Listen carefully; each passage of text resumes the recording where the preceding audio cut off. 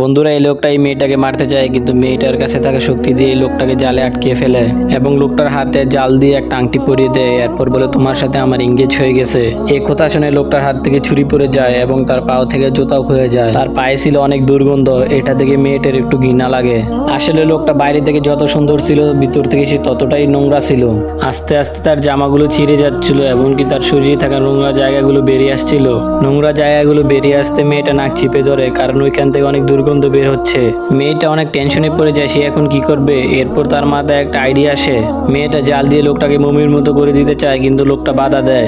কিন্তু মেয়ে লোকটার বাধা অতিক্রম করে লোকটাকে পুরোপুরি মমির মতো করে ফেলে। বাবার পকেটে যদি 10 টাকাও থাকে, সেটা চাওয়ার সঙ্গে সঙ্গে যদি আমাদের দিয়ে দেয়, সেই বাবাকে মন থেকে ভালোবাসলে ভিডিওতে একটি লাইক দিয়ে চ্যানেলটিকে সাবস্ক্রাইব করে দাও এবং কমেন্টে এই ইমোজিটা দিয়ে যাও। মেয়েটার কাছে থাকা একটা স্প্রে দিয়ে সম্পূর্ণ গায়ে স্প্রে করে দেয়।